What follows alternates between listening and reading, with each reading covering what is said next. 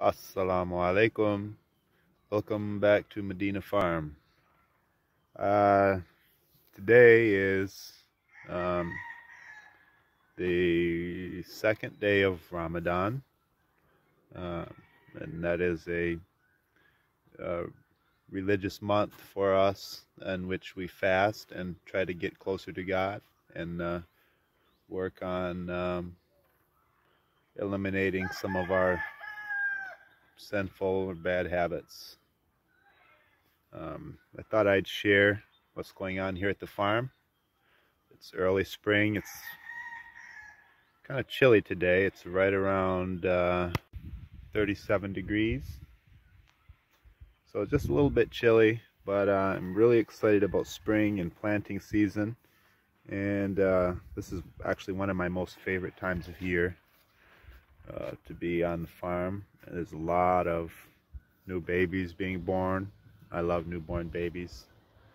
So I thought I'd show you a few of the babies and take you through my day and show you what I'm doing on my second day of fasting.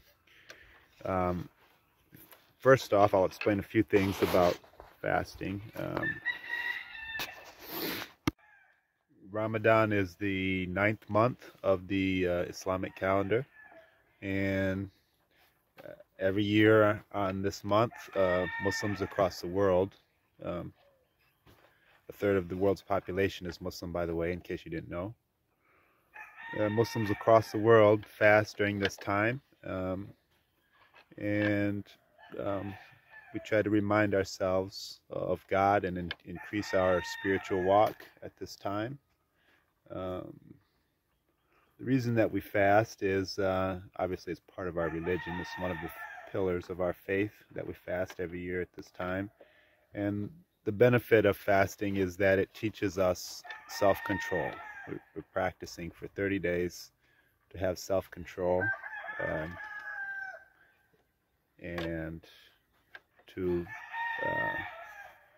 some of the rules of Ramadan are we don't eat or drink from sunrise to sunset, which this time of year that would be about 6 a.m. to 8 p.m. in the evening. We don't eat or drink anything. No getting angry, no using bad language, no arguing or fighting.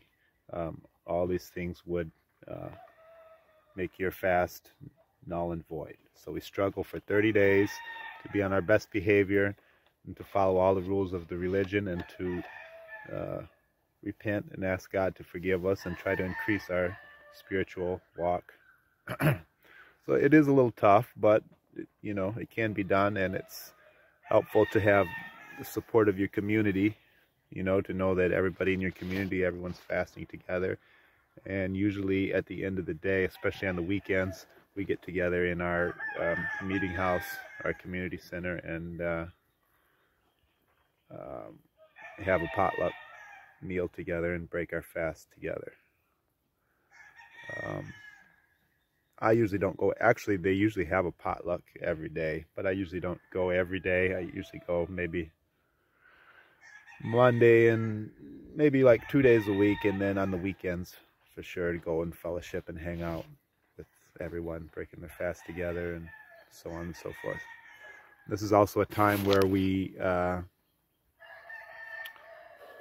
study. We try to read our religious book, the Quran, and try to memorize verses and chapters from it. Usually every year I try to memorize a chapter or two, depending on how many verses there are in it, and try to apply that to my life, put that in practice. So basically that's what we're going, and today is actually my second day of fasting. I started yesterday, and so I'll just share with you how it goes and my different feelings throughout, and some of the things that I'm doing this month to get ready for spring.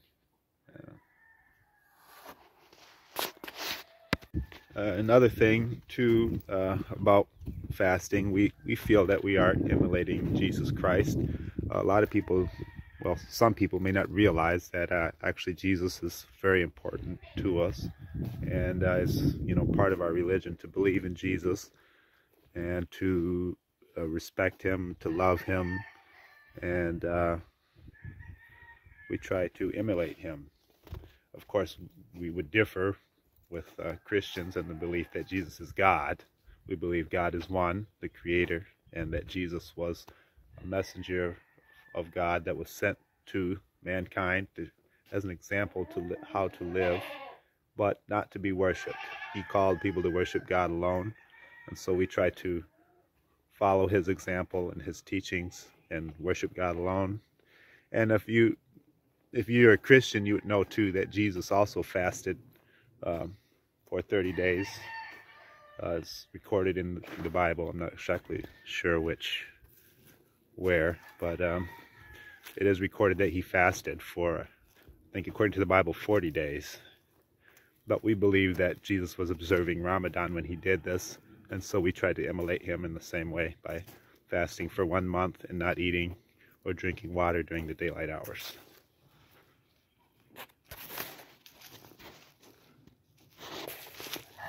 I thought I'd take you out here and show some of the new babies that we have.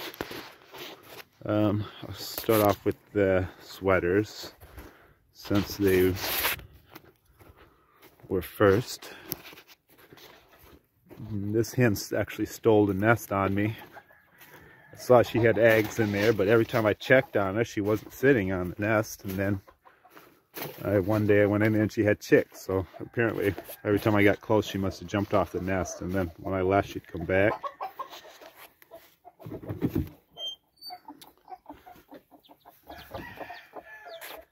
So these are pure McGinnis sweaters. And she's hatched 2. I think 2 out of 7 eggs, which is not really super good, but this time of year, because it's so cold, you know, they don't hatch real good when it's this chilly. A lot of times when the springs are cool and wet, they don't hatch quite as well. That's the proud father right there.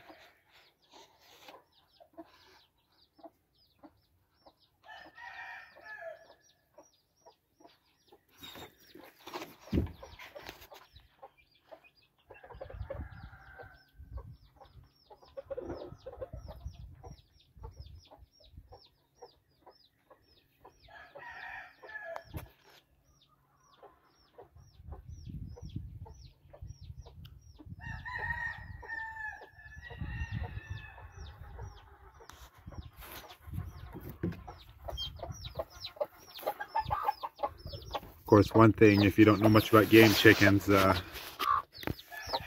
they can be very aggressive when they have babies. So you don't want to stick your hand in there, she will come after you. But I definitely love the cute little baby chicks. And it's just so neat to watch them and watch the hens take care of the babies. They do a good job. I would say that among chickens, game hens are probably one of the best mothers, you know, as far as protecting the chicks and stuff. A lot of other hens will raise chicks, but, you know, say a cat or something comes after the chick, a lot of times the hens will run for their life and abandon the chicks, whereas game hens will defend them.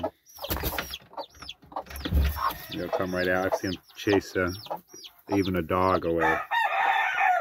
So that is one thing to keep in mind with raising, you know, if you are getting into game chickens, is they can be pretty aggressive. They are wild. They're not called game chickens for no reason. According to the encyclopedia, game chickens are wild chickens which have an untamable spirit. So that's why they referred to this breed of chickens is referred to as game chickens, because they have retained most of their wild instincts. When they're not pets, they don't really want to be petted, you know. They're better to be just observed and looked at. And actually, I find, especially with the roosters, the more you handle them, the more aggressive they will become. But all the chickens right now are starting to really nest. I've got several hens sitting. You can see here these guys have got nests everywhere. So I'm really excited. And hopefully we'll get some good hatches this year. These are my black roundheads. And I believe there's 2 hens sitting in here also. They've been sitting for about a week. It takes 21 days total that they sit on the nest before they'll hatch, if they're fertile.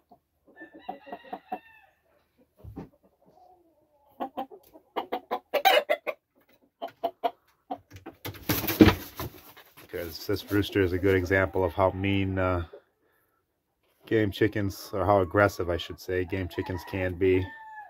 This rooster here is just no joke. He don't like you and he don't want you in his territory, and he'll chase you out at any.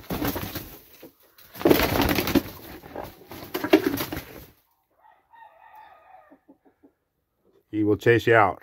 This is definitely not the one you want to have for little kids. But it's just their blood. I mean, there's nothing I did to make him like this. I never handled him. He's just, once he matured, he just got mean, and he does not want you in here. Ouch, ouch, ouch, ouch. That really hurts. He probably weighs about 10 pounds, and he throws all his weight, everything he's got into you. And believe me when I say the hens are just as mean when they got chicks, some of them. Definitely a man's hobby. I think a lot of women would be turned off by how aggressive these birds can be when they want to be. These are Sid Taylors. This rooster here isn't quite as mean. I do find that black game chickens tend to be much more aggressive than some of the other colors. I'm not sure exactly why that is, but she's got a nice nest started here. Usually they lay anywhere from 8 to a dozen eggs, and then they'll sit on them.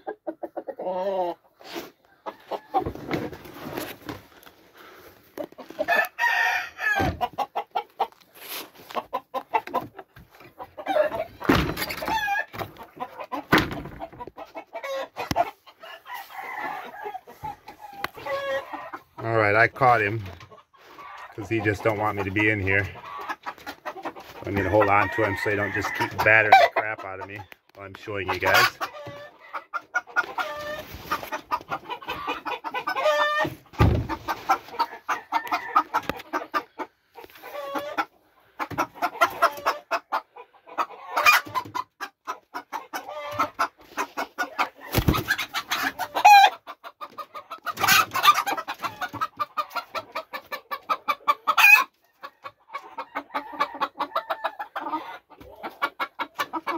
These hens will sit for 3 weeks like this on the eggs, and they turn them over several times a day to keep the chicks from sticking. I love using these milk crates here as nest boxes. The chickens really seem to do good in them, but one thing that's very important is to I usually put a piece of cardboard or something in the bottom, and they do a lot better. Those eggs actually don't look really good. I'll have to candle them and see how good they are.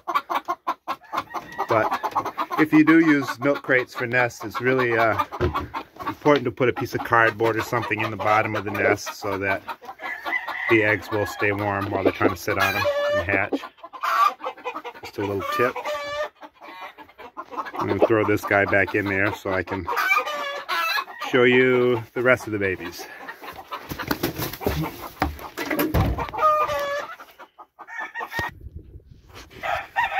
These are Toppies. She's got a nest here too. I think she's been sitting for about 2 weeks.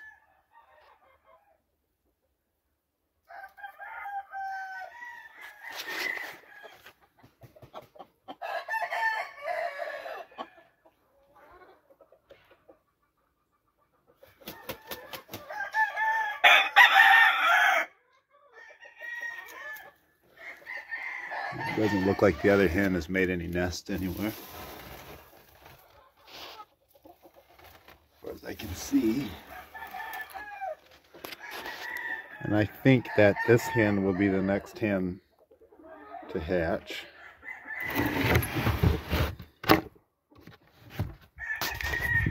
We've also got a brown-red hen sitting over here.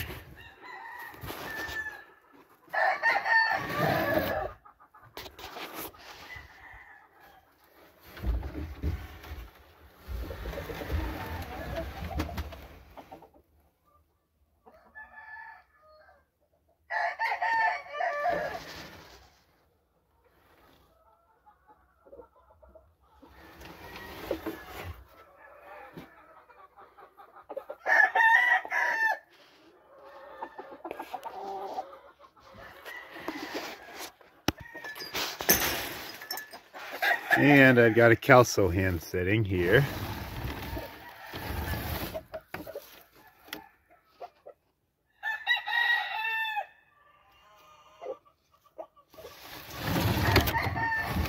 Actually, what I usually, I have a book and I write down, each chicken is written down in there according to breed, and I write down when they first started sitting and how many eggs they sat on, when they hatch, how many eggs they hatch. Otherwise, I wouldn't be able to keep up with them all. And as far as when it comes to selling, it's important. You know, the customers want to know how old the chickens are and when they were hatched.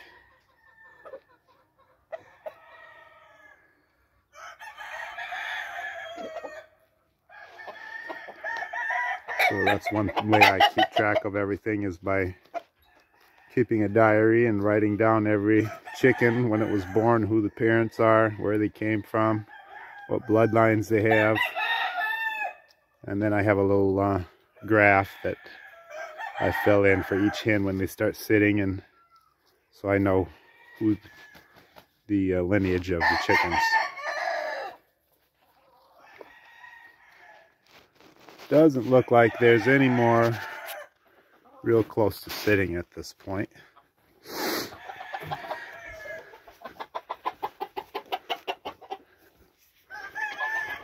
We also have some puppies that were born this morning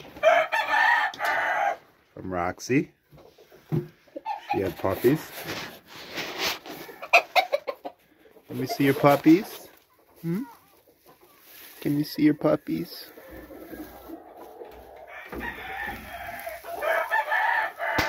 Looks like she's only had 2 so far. I'm not sure if that's all she's gonna have or what. She's had as many as 9. So, you never know, I guess.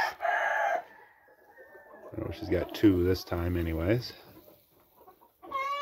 And they were just born this morning. When I did chores this morning, they were still wet.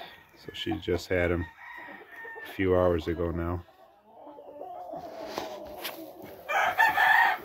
By this time of year with the chickens especially, I could be out here 5 hours a day just checking on things and taking care of all the different animals and so on. I really love baby animals. And all babies are cute. I guess you gotta be kind of crazy if you don't think babies are cute.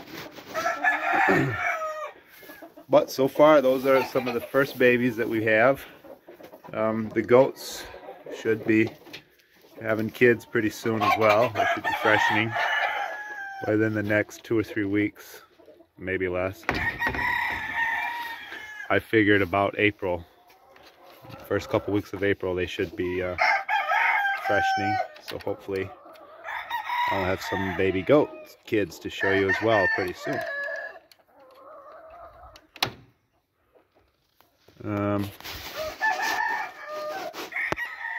Other than that, I've been doing a bit of spring cleaning, just trying to get ahead of things. I raked this is the west side of the chicken yard, so I raked all this up best I could.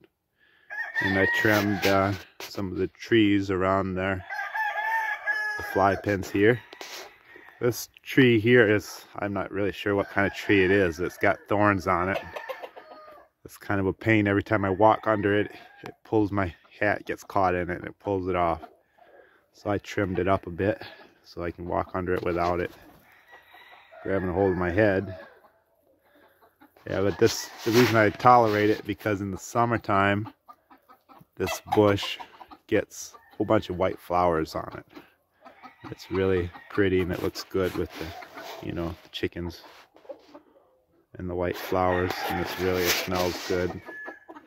I think it kind of beautifies my chicken yard a bit, so I tolerate it.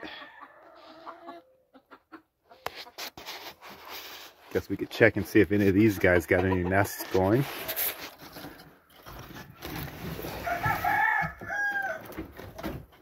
And it doesn't look like, well, there's one egg. So she's starting. Usually they lay for about 2 weeks. Some chickens lay every day, and some chickens lay every other day, and some lay every third day. Just depending on the chicken.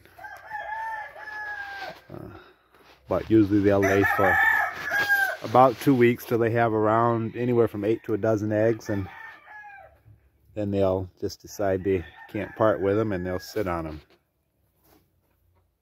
And that's how we hatch all our chickens here. We don't use incubators. I've tried using them before, but they just weren't very efficient. I was using electric incubators, and I had them at the neighbors because they have electric, and I was just paying their electric bill till the eggs hatched, and yeah, it was quite expensive. I think I was giving them about $60 to $100 is what they claimed that it ran up their electric bill. And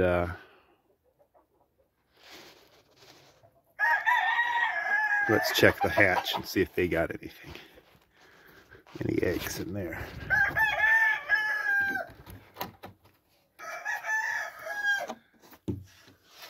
It looks like they got one nest started there. I don't know why they would choose to lay it right here in front of the divider.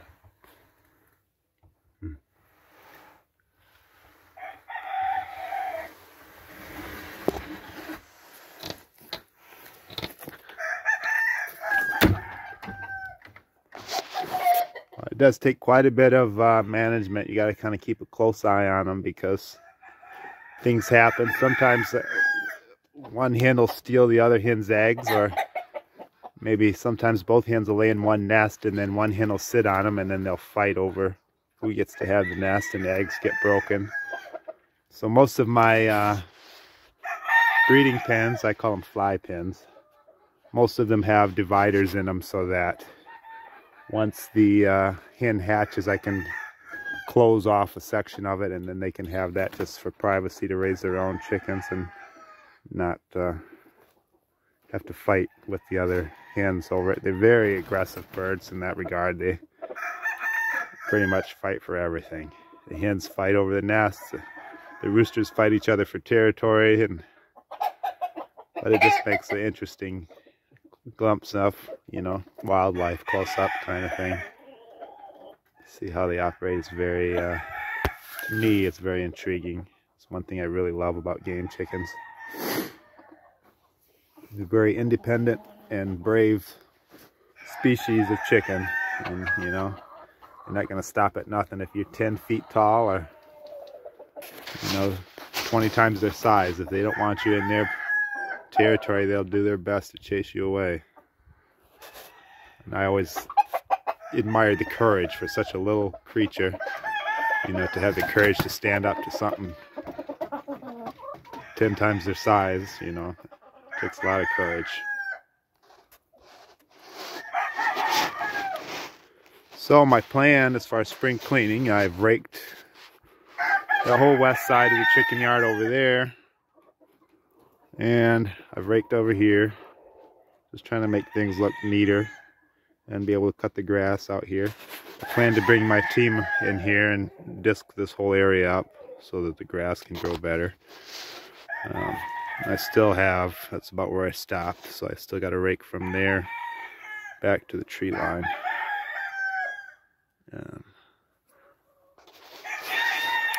And this area back here, I would like to maybe hire somebody with the loader or something to come and push these stumps back so I can put a fence behind there, ideally.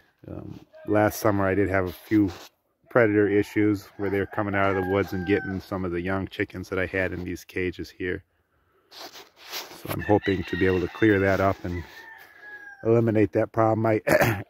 Once I clear that up, I could put a perimeter fence all the way around, and then at nighttime I could just let the dogs loose in here and hopefully reduce some of my loss to predators. So I got a few hours to kill. I can't eat till 8 p.m.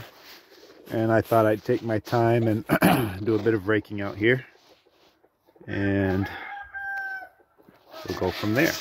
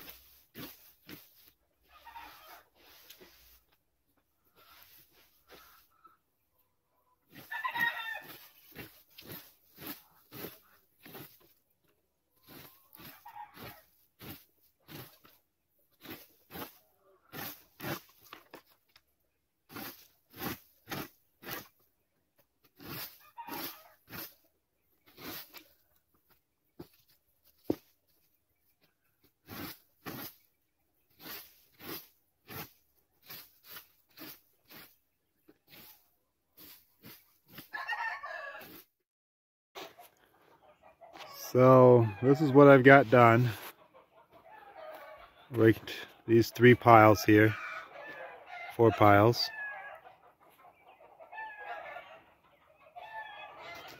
And I moved all the cages out of the way.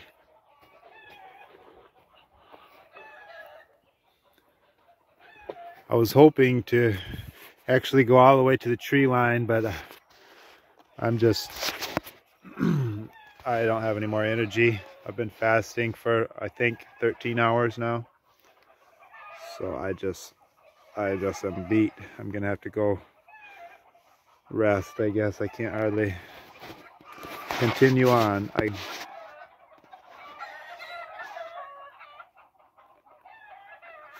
think I got about an hour and a half before I can break my fast. So I'm gonna come back and rake this tomorrow, and maybe we'll work on picking up these piles tomorrow as well. But it's looking better out here. And I'm gonna go ahead and do the evening chores, and then I'll show you the meal that I'm gonna eat tonight. I'll share that with you. Make your mouth water. All right, see you soon.